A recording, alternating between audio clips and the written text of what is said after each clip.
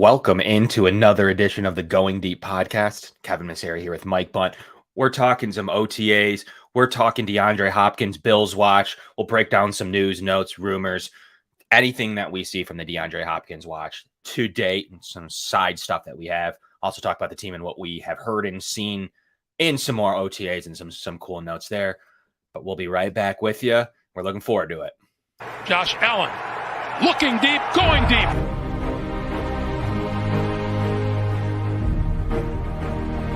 To me, talking about the Bills, what else would you rather be doing? We're hoping to add a new dimension to the Cover One network. Slings it deep downfield, and it's caught inside the 20. Right now, I just want to talk about this championship level. I've never had a championship caliber team to talk about. I want to focus more on the storylines each week. What are the big stories going on with the Bills? What are thoughts, commentary? How do these things impact Buffalo? Deep drop, deep throw, and it is hauled in for the touchdown. Allen deep to the end zone and caught for a touchdown. Play action. Allen deep downfield, wide open.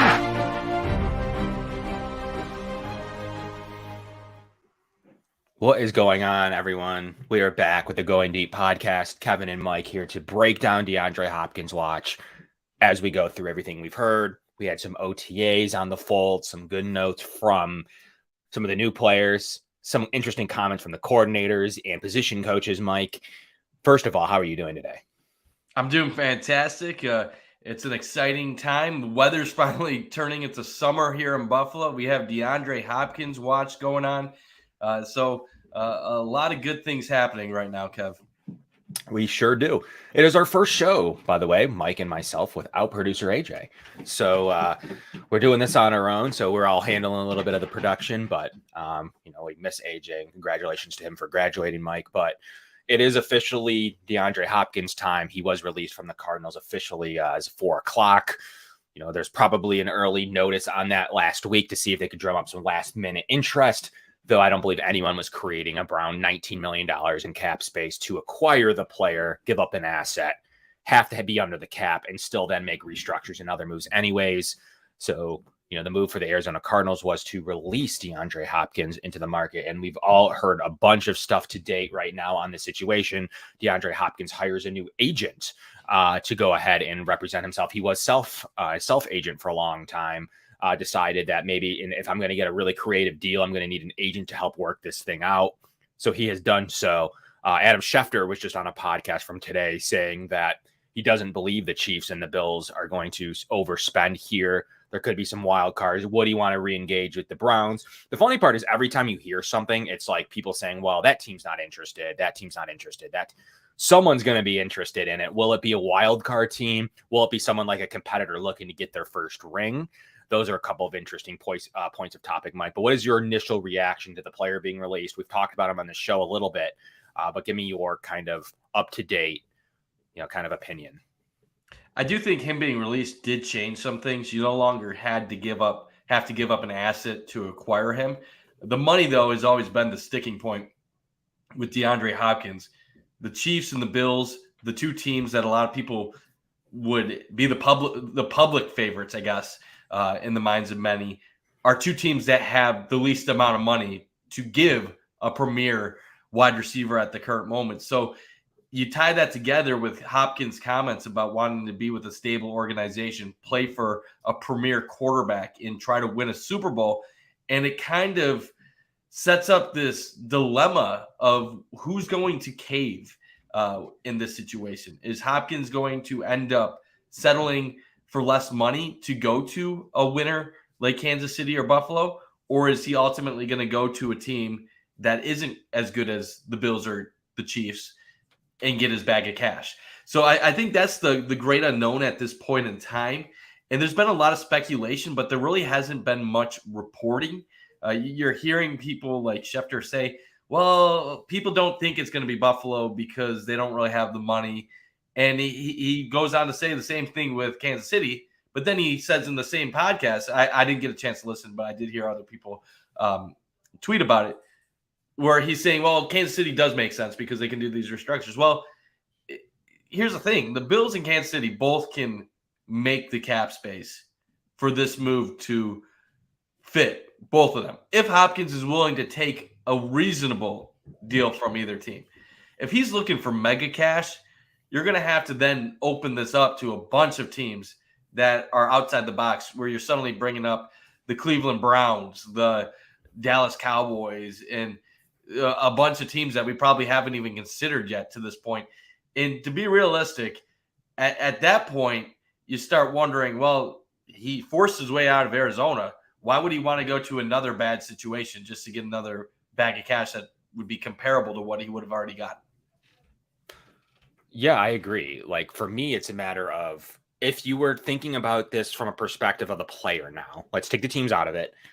What is he going to gain from going to, I don't know, I don't want to throw anyone under the bus, but I'll even use the Lions, who is a team that is considered an upstart team, who, you know, people are considering for the AFC North or NFC North at this stage.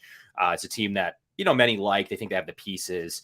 If you go to that organization, are you really thinking about a 9-8 year? Like, okay, let's say that he elevates. We talked about this a little bit.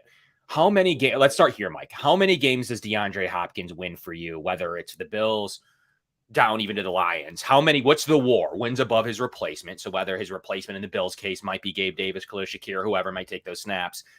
How many wins above those players or that group of players does he earn a team? That's my question. I don't think it would be a ton, Kev. I mean, if you're looking at wins above a replacement, I don't have the numbers in front of me. Right. But would it even equal a win? Would that be his value? Maybe one win, maybe over the course of a regular season.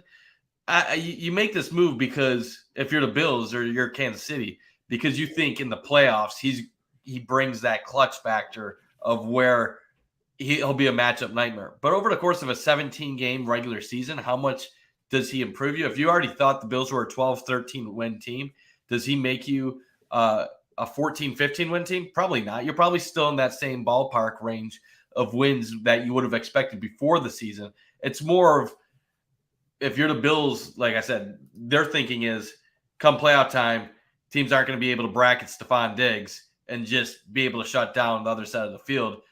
We'll be able to take advantage of certain things that opponents throw at us. Yeah, and what's interesting is there's certainly some more reports and other things I've heard that are more optimistic and positive than the one that Schefter just released. His was kind of just like, good teams aren't going to pay him. Bad, he might not be interested in bad teams. It wasn't like a lot of anything. So to take away from any of that, like, most of it was negative, except for, like, if you're a bad team or a medium tier team, you're thinking like, okay, maybe I have a chance now because of some of the heavyweights, some of the favorites aren't going to score, and maybe he's the missing piece to my team. I do think there's scenarios where he's a game and a half of win above replacement, but look, no one above 2 games ever. It's got to be a quarterback. It's got to be from Patrick. It's got to be upper end quarterback, top 10 quarterback, going from good team to bad team to affect 3-4 games, etc.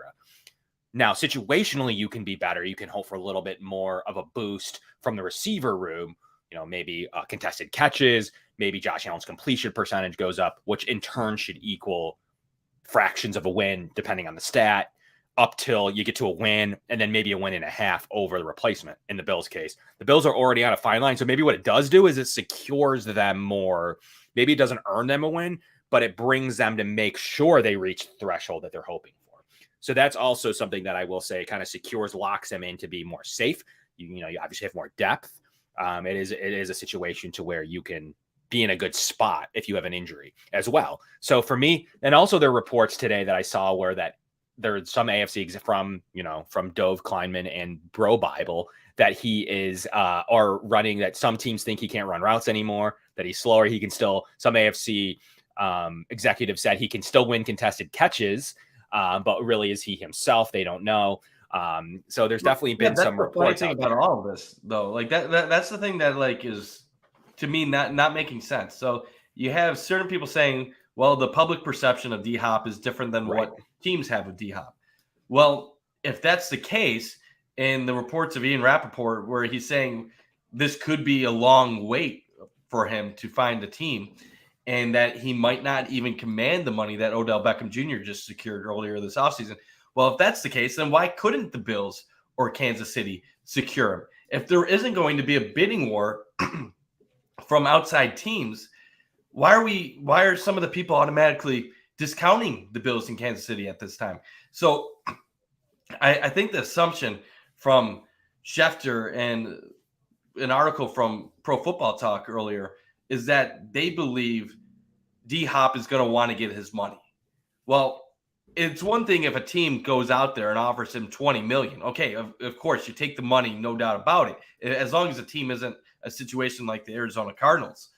But if you're talking about the Bills or Kansas City offering 12, 13, 14 million and another team offering 16, 17 million and they're a borderline playoff team, I don't think it's cut and dry in that situation, especially when Hopkins is doing this flirting with Bills fans and Chiefs fans throughout the offseason. Now, I think we learned in the J.J. Watt situation in the past that just because someone says, I want to go to a winner, or I want to be, I like this fan base, or I like this quarterback, doesn't mean that they ultimately will choose that franchise when push comes to shove. But I do think that shouldn't just be discounted like it has by some people right away. And you're seeing guys like Jeremy Fowler, who's also at ESPN, same company as Schefter, and he's saying that he thinks the Bills are one of the favorites in this race. He thinks the Bills and the Chiefs are the two teams that D-Hop really is considering the most. So I think at this point, there's just a lot of speculation. I don't think there's a lot of real reporting of what D-Hop truly is thinking and what he wants. So it's just a lot of smoke at this point, Kev. We just don't know enough about what's inside his head to make definitive statements on which way he's going to lean. I think what's interesting is we're going to find out a lot about the players here during D-Hop Watch. Does he hold true to that he wants to play for all the list? We've all heard the list, the executive, stability in the executives. He wants the quarterback. He wants the defense. I mean, the list is very short. So what does that do when you have a short list? It means you're kind of giving in your leverage, and you're going to have to accept an offer that you may not otherwise want to accept if the Chicago Bears came calling. Someone that has Indianapolis Colts came calling. Are you going to maximize your value? What are you telling your new agent that you just signed? Are you going to maximize that? Or are you going to legitimately go to the best possible team you can that wants you? Now, maybe the Bills and Chiefs are in there at $5 million, and there isn't really a place to go. But to me, I think it always comes back to money, and he's going to skew this at the end of this, whatever team he happens to choose. Let's just use the Lions as an example placeholder right now. He's going to say something like, well, the Lions are an upstart team. They have, Jared Goff in place. The trajectory is great. The executive's stable. Everyone loves Campbell. The defense is good. The offensive line is good. You're going to say these things that rationalize going to an organization like Detroit. And that's what he's going to say. And he's going to say, it did check all my boxes. See, they're the team that is going to win the division. They have just as good of a chance as any to go to the Super Bowl because the NFC's weak, whatever he may say. And you can do that for most teams outside of a really poor team. He can really come out with some middle tier solutions in this situation. So I do believe he'll go for the money for the most part. Could there be could he get more flexible with the team he prefers to go to in terms of maybe moving some things around, maybe some extra incentives, whether they're not likely to be earned or likely to be earned? I do believe that he'll get more creative if, just use the Bills now as an example, are close to DeAndre Hopkins, Mike. I think it's clear the money is going to play a big role in this. And that's why I wouldn't give the Bills the best odds at this current moment. Because number one, you hear I think it was Albert Breer over the weekend. And Greg, thanks for the comment. He wants all the things, mostly money, but we'll see when he has to choose between the different things. Spot on, Greg, with that. When you look at it, Albert Breer reported that the Bills and the Chiefs were both able to talk to D-Hop during the process of when they were looking into trading for him. And the Chiefs were close to, I don't know when I say close, but according to reports, we're somewhat close to working something out with D-Hop. Then Odell Beckham Jr. signs. Everything is next. So if D-Hop just instantly, if he just wanted to be on the Bills or Chiefs, he would have found a way to make it work before the period before the NFL draft, where he could have gotten traded to the Chiefs. So obviously money meant something to him at that point, to where he didn't go forward with that. He hires an agent today. He obviously wants good enough representation to where he's not going to just be a pushover for NFL general managers to get him on the cheap. So those couple signs indicate money is on his mind. It's just, what will that ultimately mean, and what type of team will he consider? I know a team I was always speculating in the beginning. I don't want to get too much into the different teams because we really don't know. But like the Cleveland Browns, Deshaun Watson type situation where he could reunite with his former quarterback, be on a team that's middle of the pack, but maybe he thinks he could be the answer that gets them over the hump. I guess at this point, if you had to ask me, Bills, Kansas City, or the field, I'm probably leaning the field at this point, just because I don't know if Buffalo and Kansas City are going to make the moves financially to open up the resources to give Hopkins the contract that he's going to be wanting. So that's not ruling out Buffalo. That's not ruling out Kansas City. I still think the Chiefs and the Bills are going to be in this for the most part. But if I had to guess, I'm going someone with the field and probably a team that we don't even expect at this current moment. And I've always said this. I've always been, the field is the good place to be just because of the situation so uncertain. As much as people believe it's, going to be a contender. And AJ, our old friend AJ asks, did he say all these things when he was on the Cardinals roster? Does being a free agent change this at all? To me, it shouldn't change anything, because I think the expectation is whether you're a free agent or not, you're reworking that contract some way or the other. You're pretty much manipulating where you are getting traded to. You weren't, I'm assuming even if you can't do anything contractually, most likely, like if the Colts would have traded for you, what would you have done in that situation? I still think you were controlling your own destination in terms of this. Because look, the team went and cut him, which is doing right by the player, in my opinion. So they did run a pretty bad ship with this situation for a majority of it. And, ultimately they didn't want to eat any money. They didn't want to eat more than the $22 million that they had to. Why would they want to eat more money? I thought there was probably room to eat more money this year for them, and a team that's rebuilding wouldn't affect them next year, really, for the most part. There is a rollover. You can roll over cap space. So technically eating money you wouldn't have spent is still affecting your future, because you can roll that into next year if you're going to spend it at cap next year, that is. So I don't know what Arizona's plans are. But it was the right move to cut him pre-June 1st so that you can, be free and clear of him next year. But to me, I think that Hopkins does believe he wants those things that he said. Like, look at Rodgers. You do make a list. You do want those things. Like, you prefer, in a perfect world, those things are all yours. But how are you comparing a $4 to $8 million deal from the Bills to maybe a $12 to $14 million deal from someone way further, way down your list? How are you comparing those? So I think that regardless of where he goes, I think he's going to be able to reset and say anything that he needs to justify the selection of, unless it's a really weird one, he's going to be able to justify his selection of a majority of the top half teams, from the Jets, you could even, justify the Dolphins to really the Patriots, even. You're probably, Bill Belichick, the best coach ever. My old coach, I really didn't get along with the position coach, but I did get along with Bill O'Brien. Whatever you need to say at that time to justify the actions of, like, I'm going to go to New England, be the receiver one on a team that has a chance, whatever. The only thing you could never argue is that the other three teams in the division are better and that Mac Jones is your quarterback. So I think that that's an issue there with certain decisions. But for the most part, does he really care if at the end of the day people are tweeting, well, he only went to New England because he wanted money? Like, who would really, like, does that really matter? Kev, the really interesting part about this too is we're talking about a 31-year-old wide receiver. Granted, he's not coming off an ACL injury like Odell Beckham Jr., but I remember what executives are saying, Mike. I remember during the OBJ discourse, there's a lot of people saying, well, he's old, he's on the downside of his career. Why are we interested in a guy like this?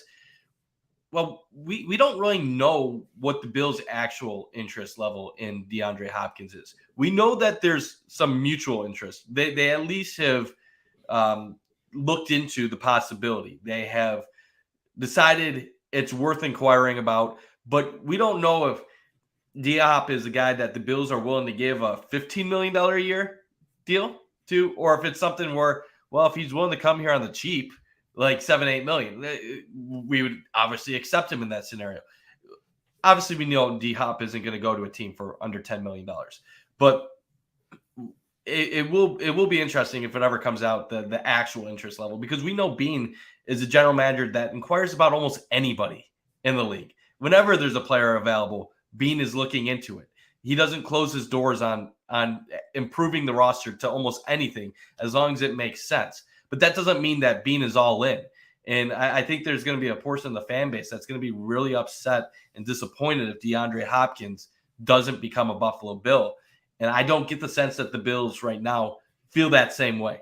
I think they would like to add him, and they think he would improve the team. But I don't get the sense that the Bills front office believes that D-Hop is going to make the difference between them winning or losing the Super Bowl this next year, especially when you look at some of the additions that they've already made to their offense this offseason.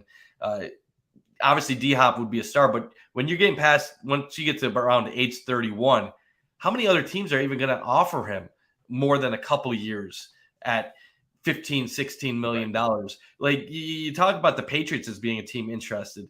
Does that make sense for D-Hop to go to a place like New England where he's probably going to a fourth place team? You bring up Cleveland as a possibility. We bring up Detroit as a possibility. None of those are really exciting. Maybe Detroit can be a riser out of nowhere. Even Dallas, they have 2 receivers already that are solid guys on that roster. So you keep bringing up all these rosters, and we're already heading into June soon, where teams don't have a bunch of money to just spend freely. They've already gone through free agency, spending for the draft.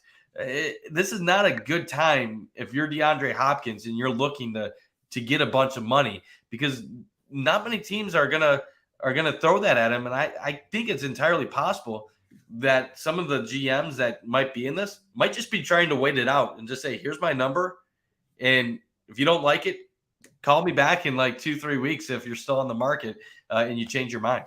Yeah, we don't know a lot about Brandon Beane in terms of his negotiations, but we do know he does stuff like that. Like, we do know that, look at other deals. Shelley probably offered a minimum contract. Brandon Shell, their new right tackle, that is conceivably going to battle with Quisenberry for the main reserve tackle role spot. They say that to all the time. Like, here's our offer. Give me a call. I don't know how often Brandon Beane pulls those offers. Maybe there's a world he pulls some of those back. But for the most part, I believe he's probably one that says, want you to play for us. 1.5, that's the offer. Give me a call. We'll take it at any stage you're ready. And I think that the Bills do offer that. Now let's utilize that in this example of DeAndre Hopkins. $8.5 million. We can get creative if we're close. This is what our offer is. Give me a call. I'm assuming that's the way that it works. There is a number that makes sense on our high end. It's here, 7 to 9, whatever. This is our high end. If we're close, we'll see if we can get creative with the rest of this. So I believe that that's the way it goes. And maybe Hopkins then goes to his agent. His agent says, wait for someone to get hurt in training camp. Someone's going to get hurt in July. Why do we need to, or even early August or mid-August? Why do we need to do it right now? Why do we need to do it right now when maybe it's even Buffalo, that one of the top 3 receivers, maybe even lesser extent, it's like Shakir or Hardy or Sherfield goes down or something. The Bills get a little bit more desperate. Don't know why any of those 3 would make them desperate, but maybe Diggs or Davis makes them more desperate. And then even the Bills will come calling and that number will rise. I truly don't believe, unless he gets a crazy deal in the next 3 days, is he going to sign. Now, maybe that crazy deal comes. Maybe a team's like, we'll match the OBJ stuff. We think you're going to be just as good. We'll give you that. Come in and play with us. And then he's going to determine if that team's not the Bills or the Chiefs, to a lesser extent, maybe even like the Ravens or a couple of the other contenders, he's going to have to consider what that means. And do I sign now to one of these teams just to take my bag? Or will that bag still be with that team later on this offseason? And maybe I'll still hear from the Bills or Chiefs. I do believe that's the way it's going to go. He's going to wait it out till the bitter end if he doesn't get one of the teams he's looking for. And then he might take that potentially same deal that he was offered today by Cleveland or Detroit, New England. I think the Jets make a lot of sense. They have $18 million. They manipulated that Aaron Rodgers deal enough around where they have $18 million in cap space. They can cut Corey Davis for another 12. They're sitting at $30 million. Yes, they owe $107 million in cash with this weird deferral that they have with Aaron Rodgers, and potentially whether he plays 1 more year, 3 more years, they have to deal with his contract, but they don't have to deal with it this year. So they're going to have to figure out, is going all in this year with Hopkins, cutting Corey Davis, is pretty much a fairly decent swap. So they need to be all in, and they need to give Rodgers the maximum amount of talent. Garrett Wilson, Mecole Hardman.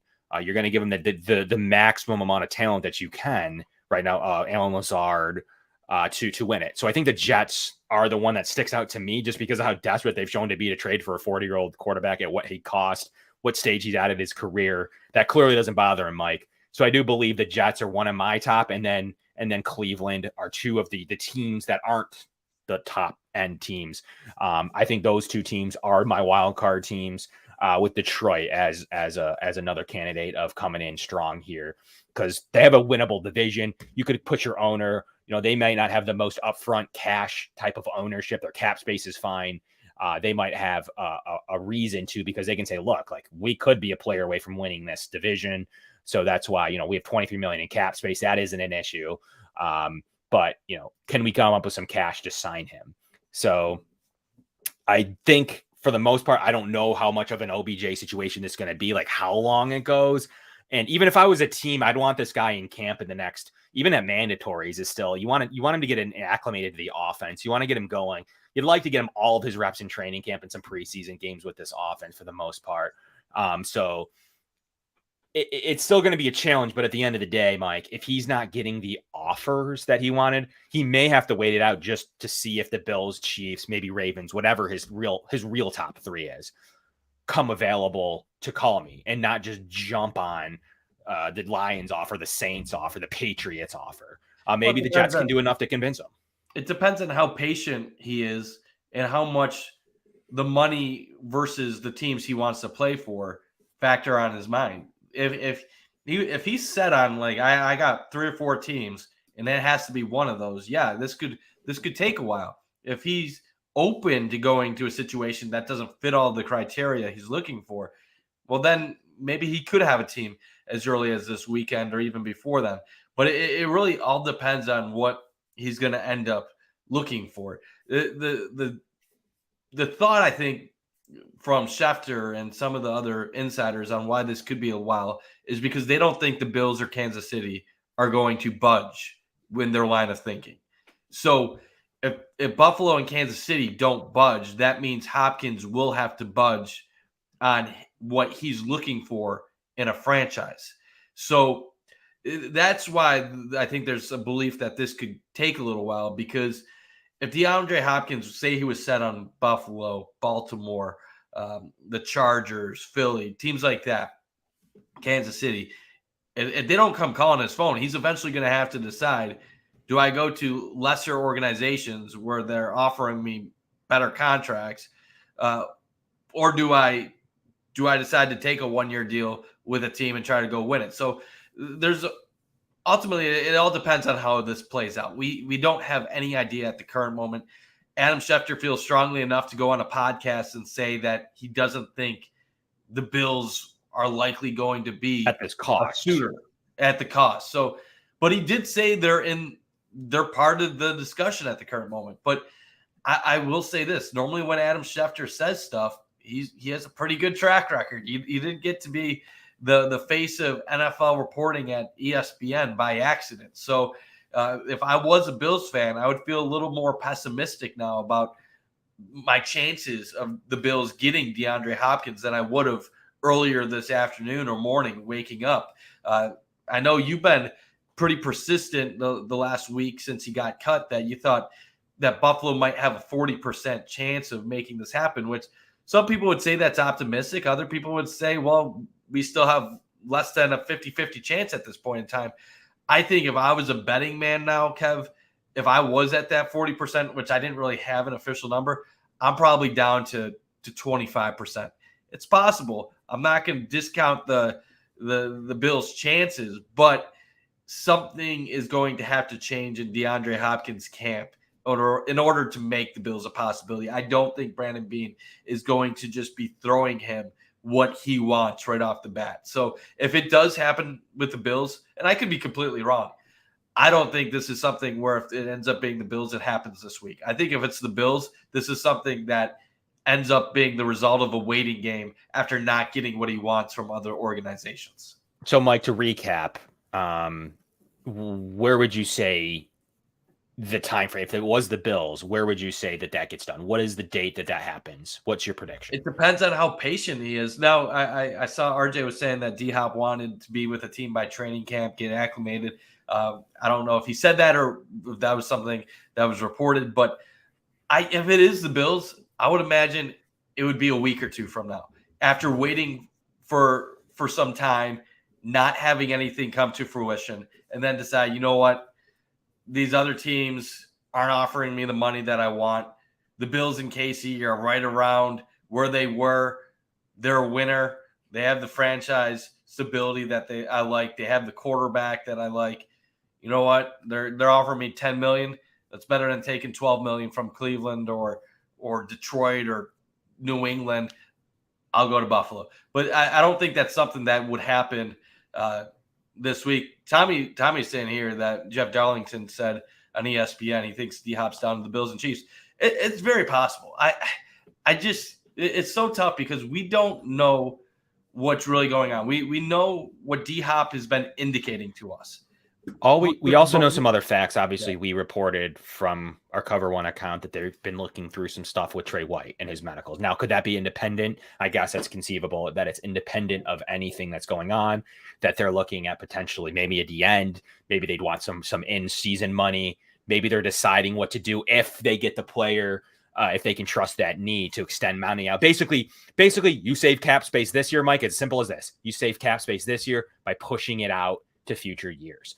And so, there's no real reason to ever check something other than like I'm making a future year's investment. Maybe they're looking at things like extensions and moving some money around with other players. They're clearly looking at stuff. Now, maybe it's just due diligence. Maybe it's because maybe I'm going to entertain one of the 7 free agent defensive ends that are available, the Robert Quinns, the Yannick Ngakwe's of the world, the Justin Houstons.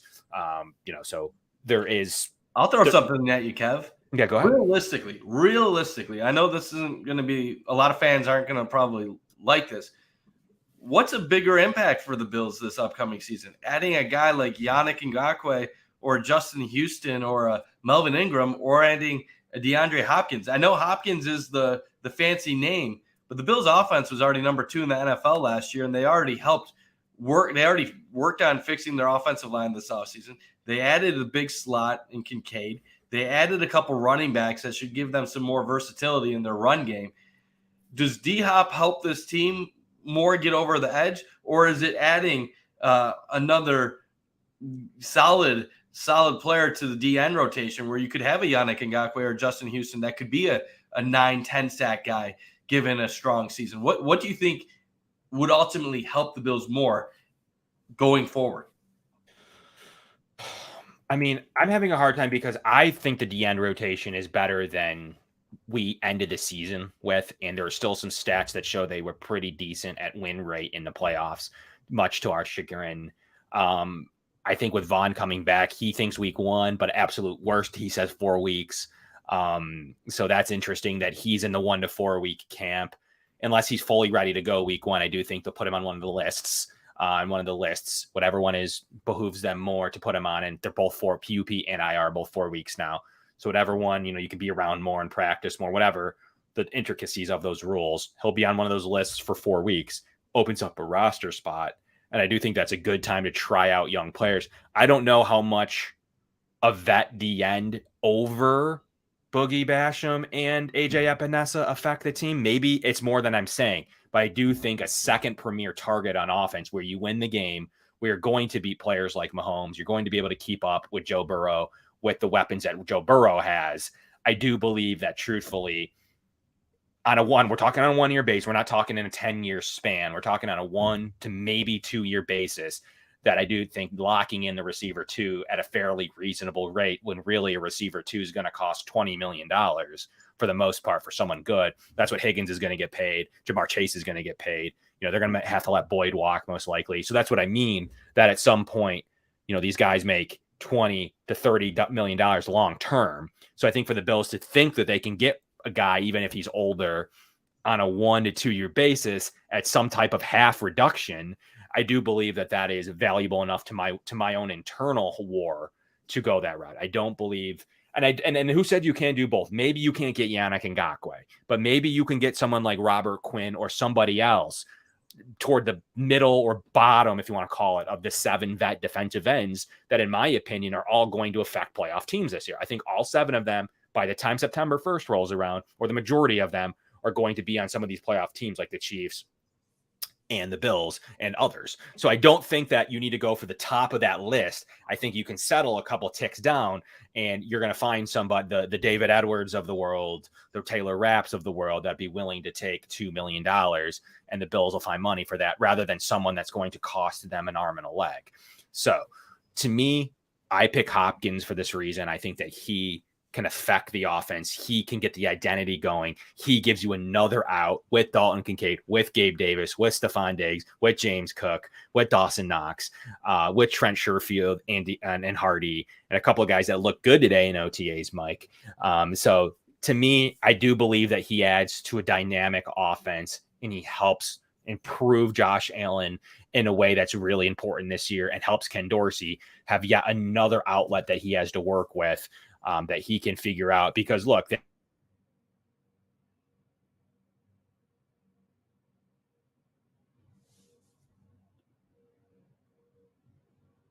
what's your total opinion of would you go? I'm assuming you're going to go D-end. Would you go D-end over receiver? I'm honestly open to either or. I think I would prefer D Hopkins at this point, just because I like your point. He is a premier wide receiver still, and I think having that 1-2 punch on offense would outweigh the positive results of adding an older veteran D end. If we weren't considering a D Hopkins right now, 100% would be on board with adding another defensive end like a Yannick or a Justin Houston or Melvin Ingram. But I just think that Hopkins can make this offense almost unstoppable with what they currently have. And so I would have to go Hopkins, but I do think it's important for the Bills not to overpay in this situation, which I think it's clear that they don't intend to at this moment. But say it was going to end up being like a 3-year deal, $20 million per year, which we know that's not being considered. Then I would have to be like, okay, let's hold up a minute. Is that really what we want to invest into a guy that's going to end up being 33, 34 years old in a couple years? But if it's a 1-year, 2-year deal, I'm perfectly okay with it. I think we've seen that Bean doesn't mind having receivers in his early 30s. Obviously, Cole Beasley, John Brown. He's had running backs that were in their 30s with Frank Gore and a bunch of other guys. So I think Bean is okay with bringing in older guys when he knows that there's a certain talent level that he's acquiring. So Hopkins, to me, it's a home run. If you add Hopkins, this offense should realistically, it has to be a top 3 in the league again. And it could potentially be the best offense in the NFL. I don't know how you would shut it down on a week-by-week basis, Kev. When you start having Gabe Davis as your 3 and you have Kincaid and Knox and you have that group of running backs, I don't know how you slow this team down consistently. I feel like they would have answers to almost anything defenses could throw at them. I agree. To me, I think the name of the game is scoring points in this league. And we've had shows and lots of shows labeled "Get Josh Allen Weapons" many times on this. And I think that you can extend here. I don't think you need to add just a receiver to add a receiver. I do think this style of receiver 2 would change the game for the Bills this season. If you wouldn't mind smashing the like button, that means a heck of a lot for us. It helps create great content here at the Cover One Sports Network. And continue to bring great topics and a really plethora and a great lineup throughout the week. Great Slack channel and the Cover One Premium. So we appreciate all of you guys from tuning in as well. And from our show sponsor, Sons of Erie, get out there and check out their Instagram and their new design, which is super cool. So Mike, as we kind of peter on this race, what is the max you'd feel comfortable giving them? You don't have to have some in-depth cap talk with me. Just what is the number that you think's realistic that Mike Bunt would pay DeAndre Hopkins if you made a call right now to him? What do you think he's worth with your information?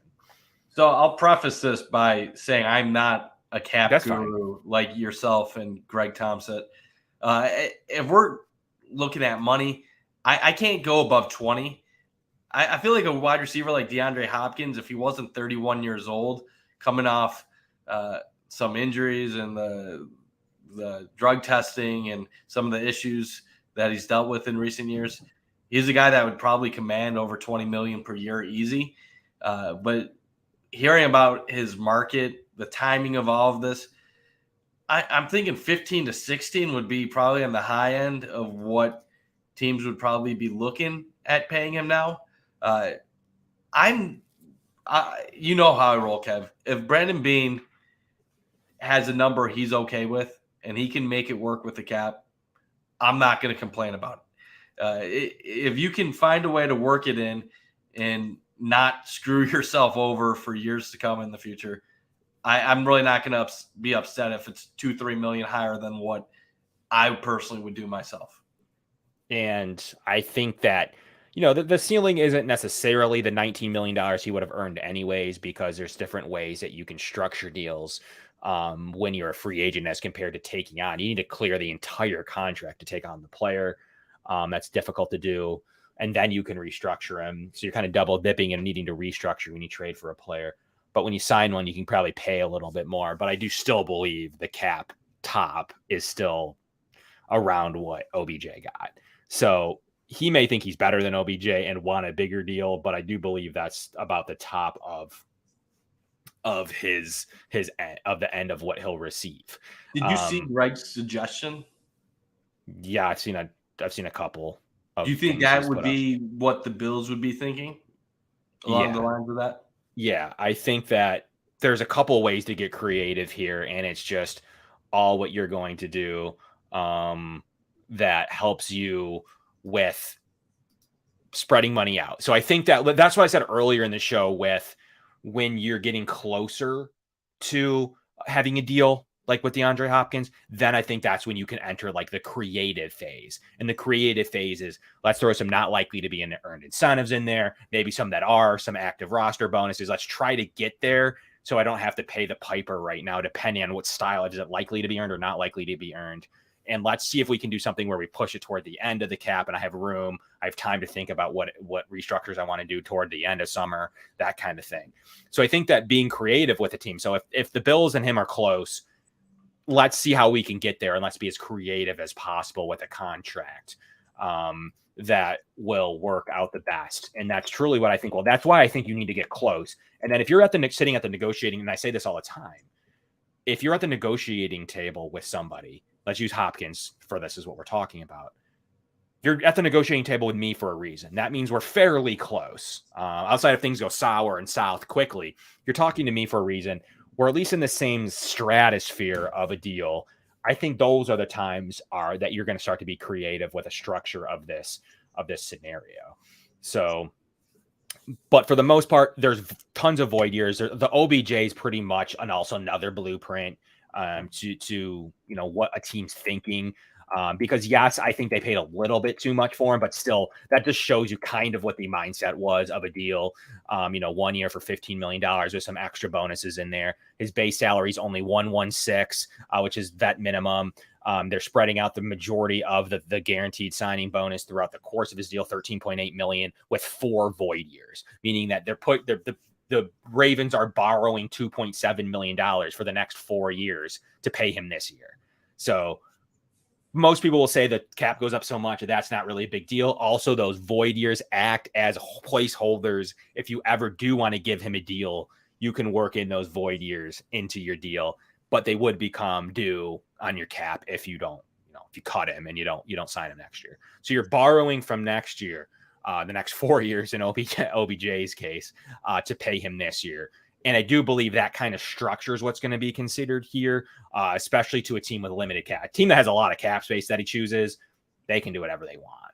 So if he does choose one of those lesser teams, they can do whatever they want. Someone like the Jets can just cut Corey Davis if they want. So, but teams that need to be strategic like the Bills, the Ravens again, or the Chiefs, they're going to utilize 4 void, I don't know how many, 2 to 4 void years, especially. So you can spread out the majority of the contract because he's going to get a minimum base salary. and he's going to get a guaranteed amount of signing bonus right upon signing. And it just determines how many void years you want to utilize to absorb that signing bonus. So that's the way that'll be structured. But there's a couple of blueprints out there for what could really happen with his deal. You could use all types of different not likely to be earned incentives. Whether it's reach a certain point of reach the Super Bowl, you earn $250K if the team just reaches the Super Bowl. So if you're the missing piece that makes us reach the Super Bowl, which is everybody's asking for here, you earn $250K alone. Just maybe you didn't even play half the games. Maybe you need to reach a certain amount of catches or yards. Generally, players don't love those kind of things because they're not guaranteed to reach it. It's more workout bonuses, active game day bonuses are ones that you generally see. So I think that those are the things you can work in to be strategic when you think you're close, when you think that you're number one in the contract negotiations. But the beginning of it, I think it just starts with look, man, you got cut in June. I don't got any money left. Will you play for $9 million? I'm sorry, I tried to trade for you. We love you. Josh Allen loves you. Von Miller loves you. Will you play for some version of $8 to $10 million? Player's going to probably say, well, OBJ just got the deal we just went over. And with incentives on top of it. So he's going to say no immediately, but then maybe he reflects on it and is like, ooh, maybe that is my best opportunity. So that's the way that I kind of review this, Mike, when it comes to the player. There's so many mixed things on how long he waits here, but what's your guess? In your opinion, do you think he should sign this week or really push it and miss camp and wait till middle of August? What's your opinion?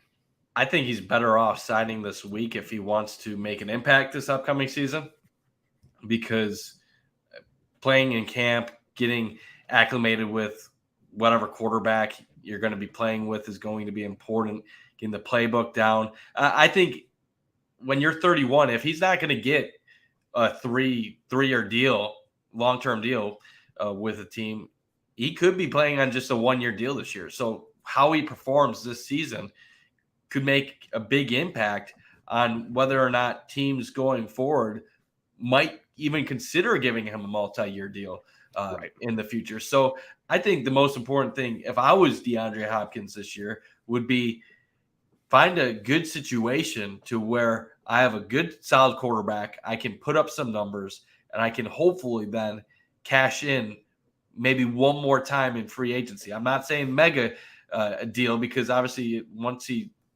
hits 31, 32, he's not going to be signing 4 or 5 year contracts anymore for big time money. But the only way I would be, I guess, waiting a long time if I was him is if I thought there was the possibility of getting that long-term deal, that final contract that would give me the big time cash. But if I was DeAndre Hopkins, I would try to find a team before mid-late June, so you have a safe situation heading into July and training camp.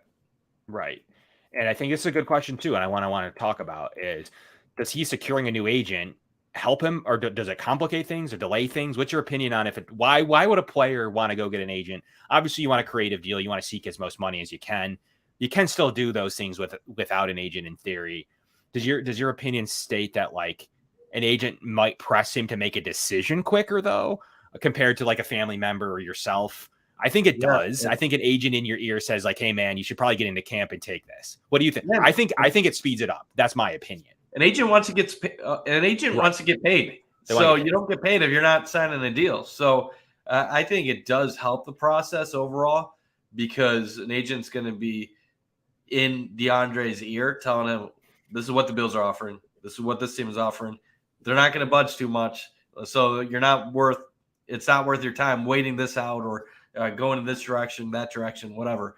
So I do think that will probably help the process, because who knows what DeAndre was thinking heading into all of this.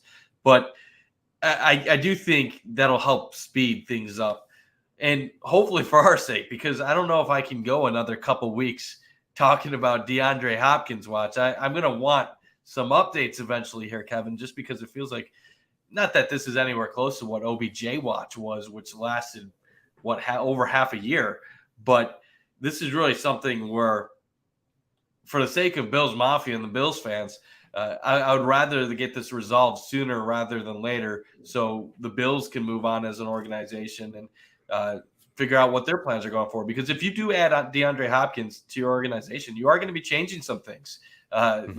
Your plan for spreading the ball out is going to change drastically. You don't bring in a DeAndre Hopkins to only get 40, 50 catches. You bring him in to be a big-time target share, which will impact how you bring Dalton Kincaid into the mix and how you handle Gabe Davis and what your plans for him are going forward.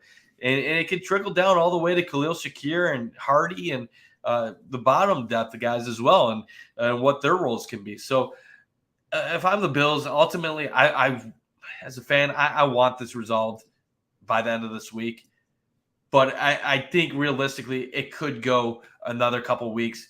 Worst case scenario is we're still talking about this a month from now, and maybe at that point the number could go down to a point where it would be realistic for the Bills. I just don't, as a fan and selfishly, don't want to have to be talking about this for another 30 plus days.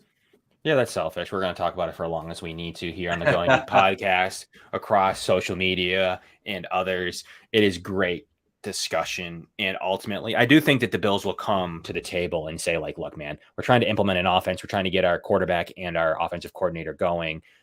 Generally, we'll give you $2 million and let you think about it, but in this case, where we're going to as much as we can, we need to make moves, we need to restructure players, we need to think about void years, we need to consider extensions, whatever it may be that they're at the top of their list. They need to think about those things. And in this case, as compared to different than like Poona Ford saying, like, here, man, here's $2 to $3 million. Let me know when you know. It's a little bit different. Like, hey, like, we need to get this done. It's why the agent's there to probably, I do believe the agent's a good thing. Now, is it good that for the Bills? I don't know, but it's good to get for Mike, in your case, it's good because I think that it pushes DeAndre to make a decision. The agent wants his cut for doing his work, but also at the same time can help him actually analyze, like, maybe going to Buffalo for a year is best. You're going to play Josh Allen, up your value for maybe your last couple year deal that you may be thinking you could get. He's going to be able to push him in directions or work deals quicker, exchange, notes with Brandon Beane and Jim Overdorf quicker than others can do, than himself could do while he's, out there doing whatever he's doing. So I think that having a specialized person and a specialized agent literally doing your job is what's going to increase this. And he can do your bidding for you. He can go to different teams and say, the Bills are offering this. Like, you going to match this, or am I going to go finish this up with the Bills? So he can get to those agents or those GMs and negotiators quicker than the player can, who's just kind of chilling, hoping for the best opportunity, like I would be doing if I was a player. And waiting for someone to come to me. Well, the agent's going to reach out and say, like, the Bills are pretty serious. They got this number on the table. What are you going to do, Detroit? Nothing. All right. Well, we're going to go back to the table with them and finish something up. So to me, I think hiring the agent shows that he's serious about getting it done. He didn't, he hired who he conceived to be the best option for him and his family to get paid. And I do think that the agent's job, outside of having no market, the agent's job is to pick the best location with the right amount of money and present an option or no options to DeAndre and say, hey, look, the Bills are the best. Like, based on what you gave me, I think you should go to the table with some final things there. What do you think? And I think that helps push this forward, Mike. So I think that's the most interesting thing about the agent. Yeah, agree with all that. And if anything, it should make it a smoother process. And just getting DeAndre to that point where he knows this is what the Bills and Chiefs are going to offer. It is what it is. They say they're not going to go up anymore. DeAndre, what's your choice? Do you want to go to the team with more money? Do you want to go to the team with the quarterback and the higher chance of having success where you can maybe earn a larger contract in a year or two?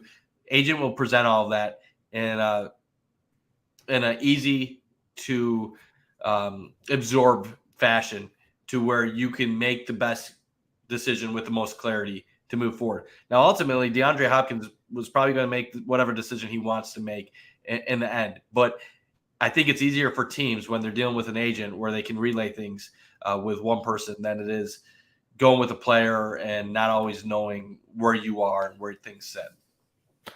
Yeah, for sure. Mike, with it all being said, would you press the limits? Obviously, would you think you would go to the table if you were the Bills and try to get this thing done? Where would you leave this? So Or would you say my roster is good enough? I don't care. So the fan side of me wants DeAndre Hopkins badly to be a Buffalo Bill because he's obviously great. He's probably a future Hall of Famer.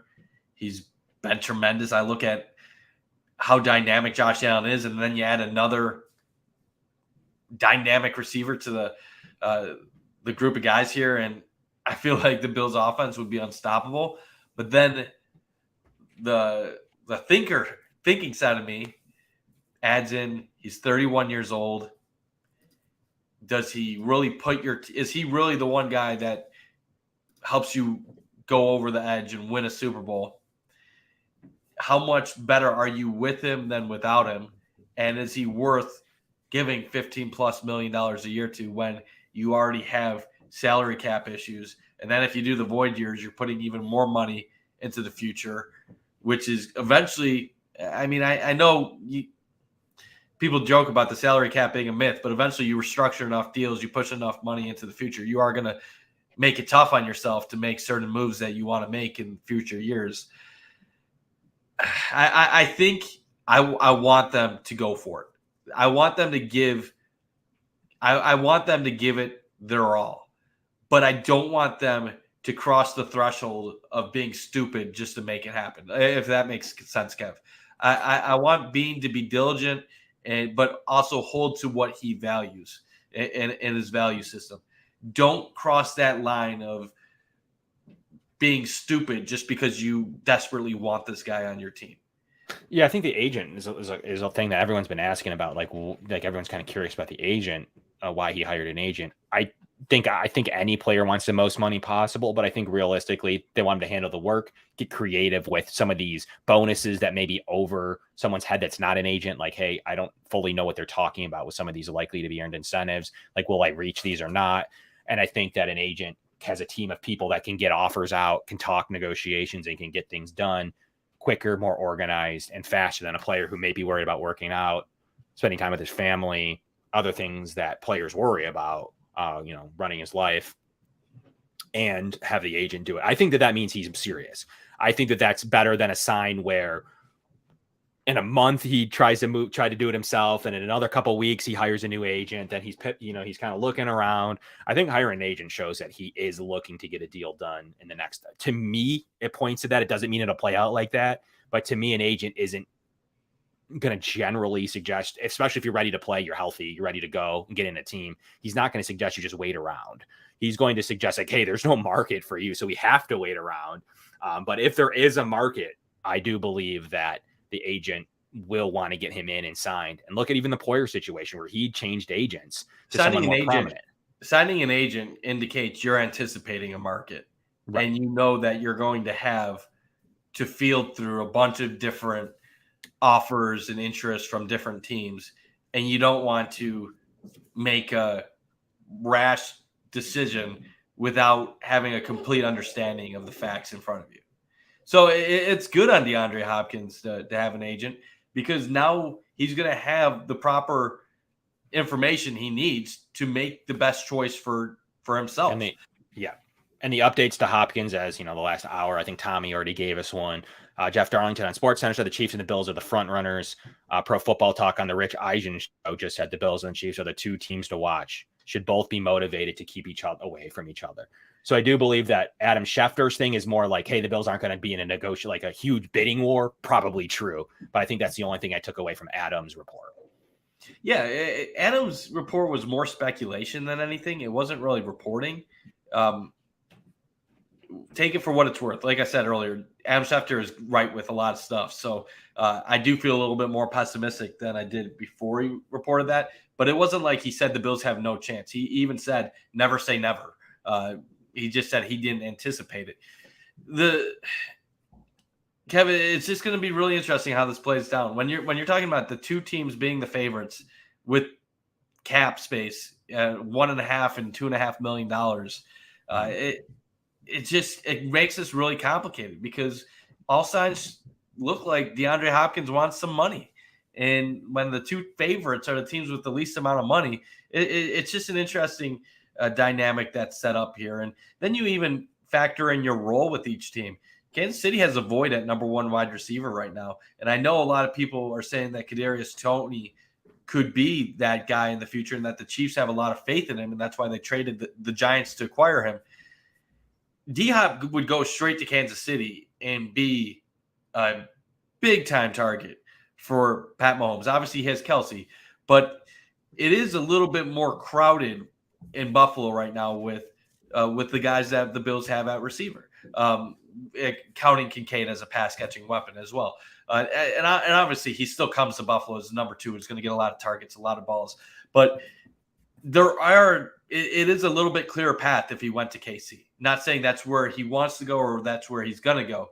But there are a couple of situations where if you're D-Hop and you're weighing things, Buffalo isn't an easy choice, I think, in this process. If he ends up in Buffalo, it's because he bought into the vision of what this franchise is, and playing with Josh Allen was too good to pass up for him.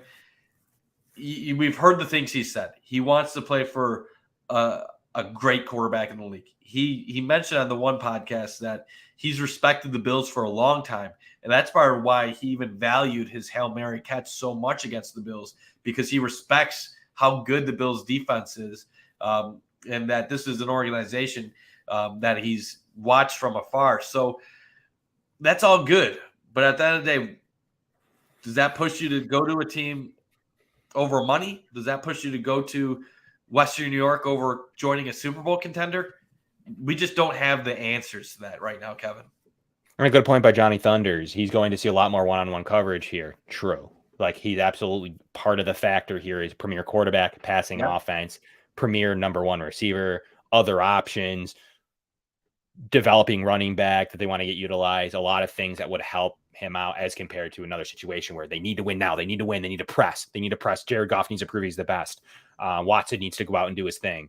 I do believe that he's in a situation to where he can be a big piece of the offensive puzzle, not just the only piece or the forced piece, or one that has so much stress on him because he's being the missing link. And the Chiefs, the funny part about the Chiefs is they spent back-to-back second-round picks on receiver. So the Bills didn't make that kind of investment. Rashee Rice and our guy Sky Moore, they do view Valdez-Scantling as a receiver too. And there's been a lot of talks out of there that Kadarius Toney is the guy they want to develop into receiver one. So they have three younger players that they've, and they traded obviously the Giants for Toney, gave up a third to do so. But he's a younger player, then you might as well call him another first-round pick that they acquired because the Giants gave up on him. I also think the Chiefs have that maybe sense of entitlement or arrogance that with Andy Reid and Patrick Mahomes combining with one another, that they're so good that it might not matter if you have a true number one. You still have Travis Kelce to dominate most other teams, and you have Pat Mahomes who can spread out the ball to virtually anyone. So there has been some speculation by reporters that the Chiefs do have a number in mind and that they won't budge over that. Now, if that's the case, that could make it difficult for them in this scenario, because they already weren't able to close the deal when he was a trade possibility. We don't know how far the Bills ever got in talks with the Cardinals, and if compensation or money was ever something that they got deep into. All we know with the Bills is that at one point it's basically got shut down. Tim Graham reported it would take an unforeseen development for the Bills to end up getting DeAndre Hopkins. Well, him getting cut or released, I would say, is an unforeseen development that changes the situation. But it's Kevin, I know I've been repetitive this show, but if I know the Chiefs and the Bills keep being considered the favorites, but I still feel like there's some team in the field we just haven't thought of or haven't discussed that's going to just throw a stupid contract at them and change our entire line of thinking. Yeah, and once again, Chiefs spent a second, a third, and a sixth on those young, talented receivers that they're looking to develop, along with Marquez Valdez-Scantling and a good player I actually really liked in Richie James, a good slot receiver I was considering for the Bills. They went with the Hardy route, but the Chiefs went and did go Richie James, a player that I thought was pretty intriguing from the slot position. So we'll see. There's a lot of talent there. And like you said, Mike, that arrogance of we have Mahomes, we have the great equalizer. Let's develop those 3 young players with good contracts. We just gave a lot of our draft capital away over the last 2 years to do so.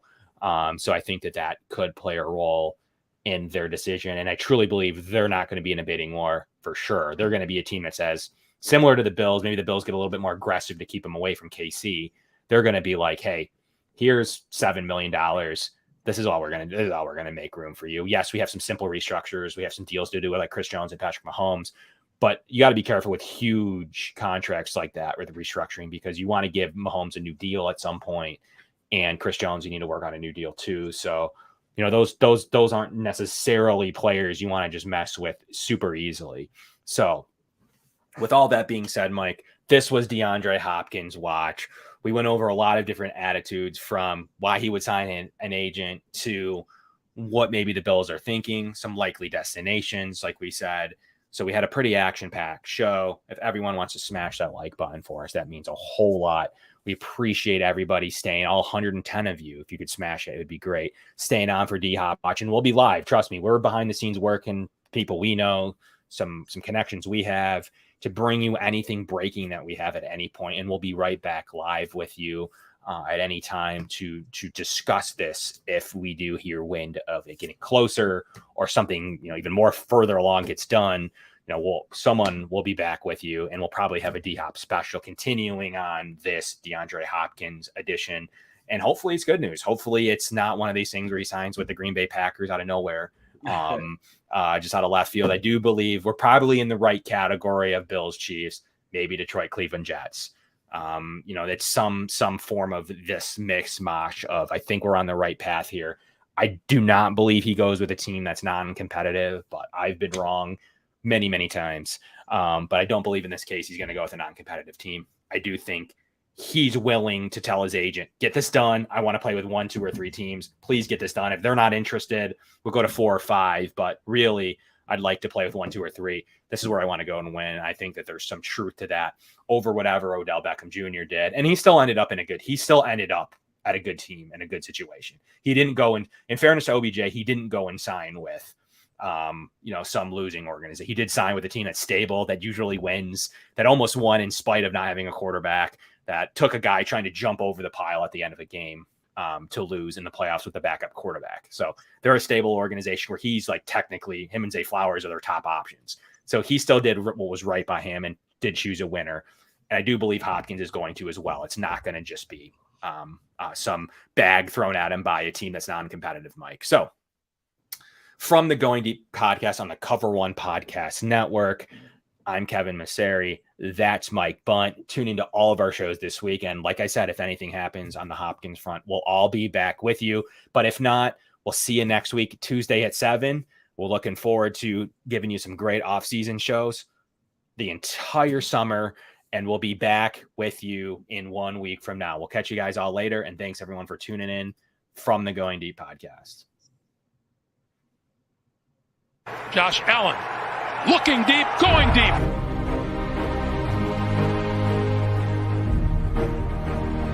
To me, talking about the Bills, what else would you rather be doing? We're hoping to add a new dimension to the Cover One network. Slings it deep downfield, and it's caught inside the 20. Right now, I just want to talk about this championship level. I've never had a championship caliber team to talk about. I want to focus more on the storylines each week. What are the big stories going on with the Bills? What are thoughts, commentary? How do these things impact Buffalo? Deep drop. Deep throw. And it is hauled in for the touchdown. Allen deep to the end zone and caught for a touchdown. Play action.